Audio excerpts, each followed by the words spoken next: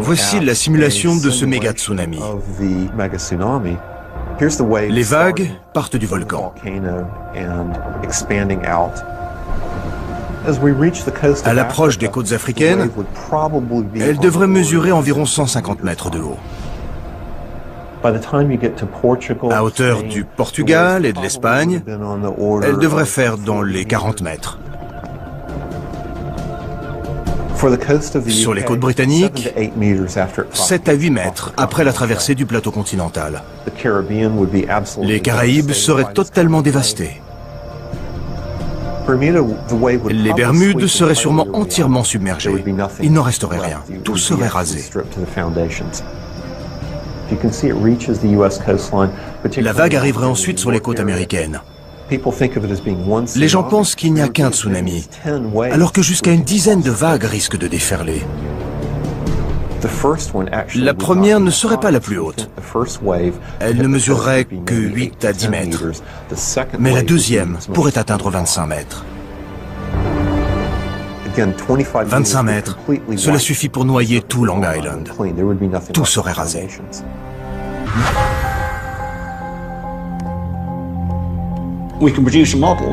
On a établi un modèle permettant de prévoir la taille d'un tsunami consécutif à un effondrement de la Cumbre Vieja.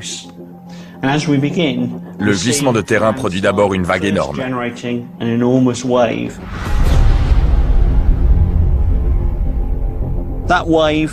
Elle pourrait faire jusqu'à 1 km de haut. Pour vous donner une idée, ça représente 3 tours Eiffel ou 3 London Shards les uns sur les autres. Ça fait énormément d'eau.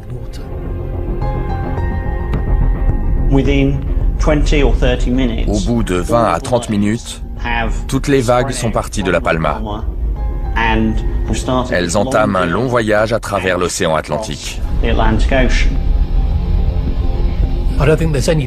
Il ne fait aucun doute que quelle que soit l'ampleur de l'effondrement du flanc ouest de la Cumbre Vieja, la première vague aurait des conséquences catastrophiques pour les Canaries. Le méga tsunami viendrait d'une île volcanique située au large de l'Afrique du Nord, dans l'archipel des Canaries.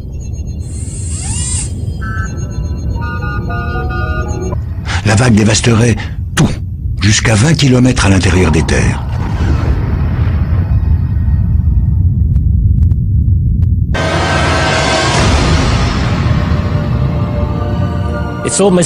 L'ampleur des dommages qu'il causera dépasse l'imagination. Et pourtant, l'opinion publique n'en sait absolument rien. Ce cataclysme aura une puissance destructrice pratiquement illimitée. Et nous ne pourrons rien faire pour l'arrêter.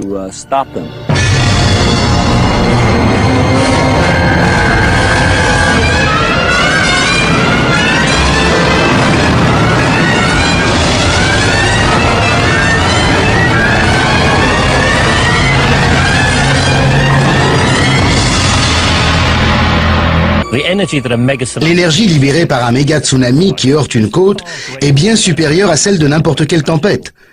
La raison tient à la longueur de la vague, c'est-à-dire la distance entre son début et sa fin.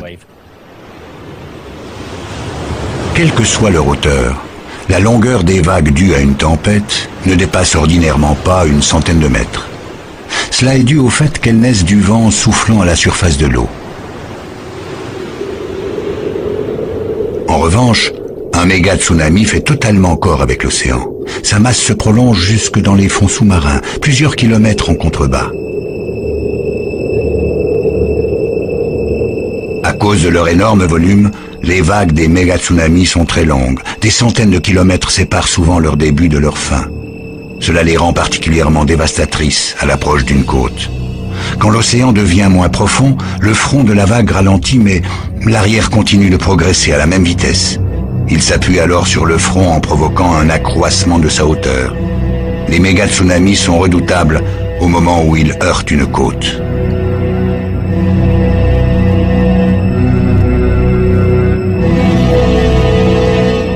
Ils se dressent jusqu'à se changer en un véritable mur d'eau. La grande longueur de la vague a une seconde conséquence effrayante. Au lieu de se briser sur le rivage, elle progresse à l'intérieur des terres en engloutissant tout devant elle. Les vagues provoquées par les tempêtes n'ont que quelques dizaines de mètres de long, mais celles des méga-tsunamis mesurent plusieurs centaines de kilomètres. Une vague classique qui touche une côte se brise sur place, alors qu'une vague de ce type s'engouffre au-delà du rivage. Cela lui donne une puissance redoutable. L'île de La Palma. C'est une des plus occidentales des Canaries. 80 000 personnes y vivent de l'agriculture et du tourisme. Elle comporte 2 volcans. L'un éteint et l'autre en activité.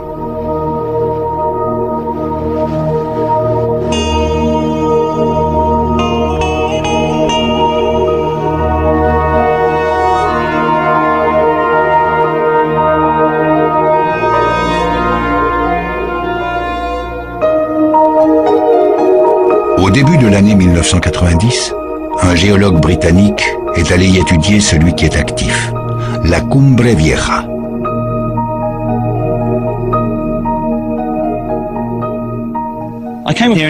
Je suis venu sur la Cumbre Vieja pour essayer de comprendre son histoire et les phénomènes qui s'y manifestent. Simondé allait découvrir que le prochain effondrement d'une île volcanique se situerait sans doute ici. La Palma est exclusivement composée de 2 volcans. Le volcan éteint en constitue la partie nord, alors que le sud est occupé par la Cumbre Vieja. Sa forme générale n'est pas un cône, mais plutôt une crête, le long de laquelle s'échelonnent les cratères régulièrement en activité depuis des milliers d'années.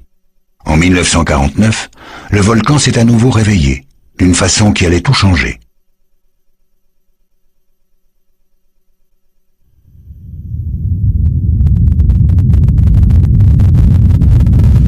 L'éruption elle-même n'a pas été vraiment dangereuse pour les insulaires, mais elle a provoqué un phénomène d'un type nouveau.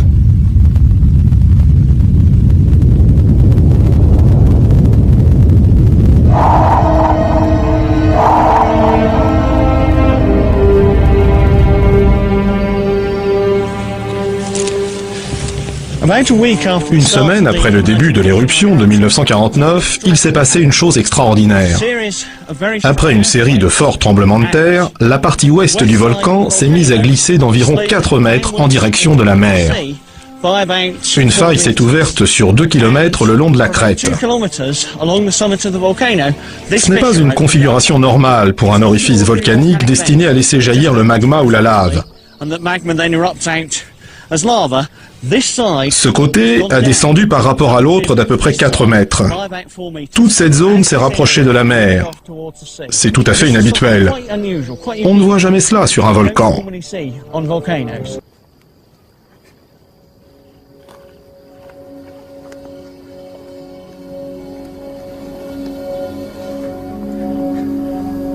Je m'intéresse au volcan de La Palma. Les îles Canaries sont des volcans immenses qui reposent sur le fond de l'océan. Les plus anciens se situent à l'est. Ces derniers temps, les îles les plus actives sont celles de l'ouest, comme Tenerife, Hierro et La Palma. Au-dessus de cette dernière se dresse la Cumbre Vieja, le volcan le plus actif de l'archipel. Quand des séismes se produisent sous un volcan, on s'inquiète toujours, parce que ça peut marquer le début d'une remontée de magma vers la surface. Pour arriver des profondeurs, elle doit briser la roche, ce qui provoque des tremblements de terre.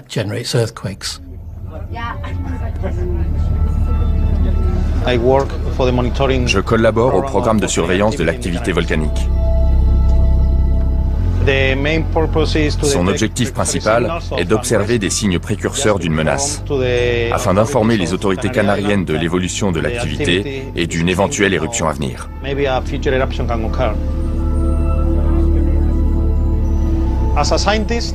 Mes collègues scientifiques et moi avons une immense responsabilité. Si on fait notre travail correctement, on sauvera des vies.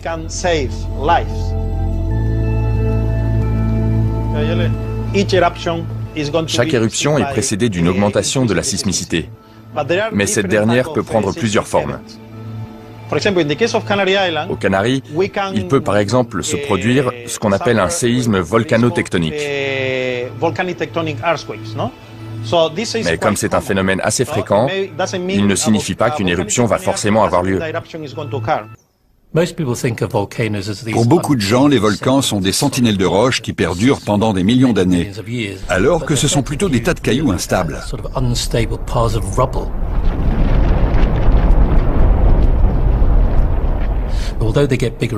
Même s'ils grandissent sans arrêt, de temps en temps ils s'effondrent, victimes de glissements de terrain qui arrachent une partie de leur flanc. Donc ils ne sont pas solides et immuables. Ce sont plutôt les déchets de la nature.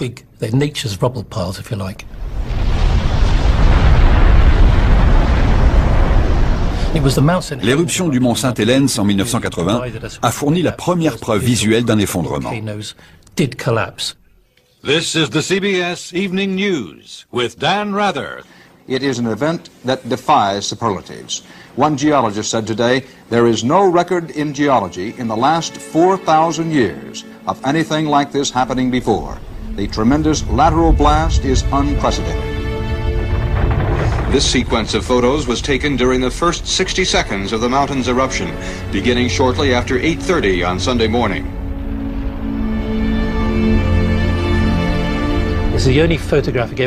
Ce sont les seules preuves en images d'un glissement de flanc, et elles ont marqué un tournant.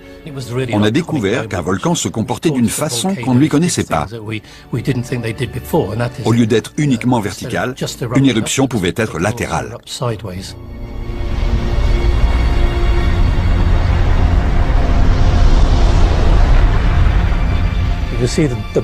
Le renflement se déplace et provoque un glissement vers le nord.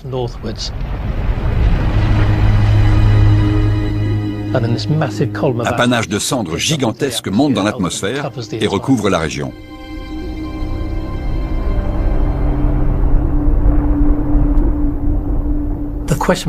On s'est demandé ce qui serait arrivé si l'effondrement avait fini dans l'eau.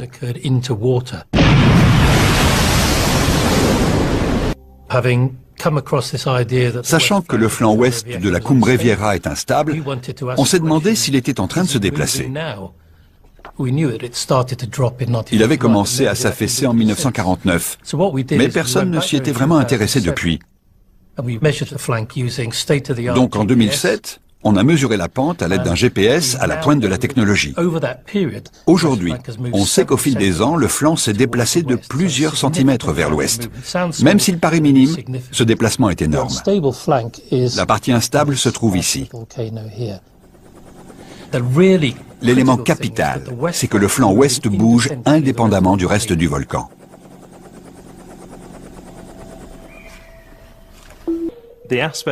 Si un tsunami fait autant de dégâts, c'est à cause de la longueur de sa vague.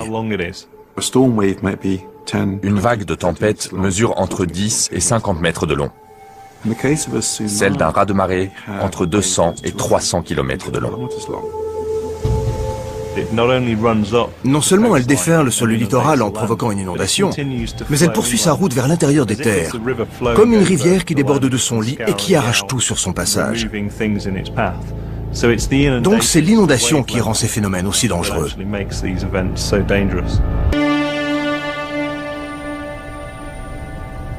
Et si la vague déferle?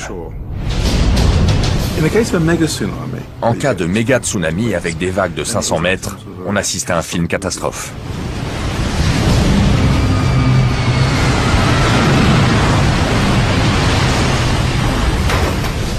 En cas de tsunami classique, il y a une vague, mais elle ressemble à un grand mur d'eau mobile.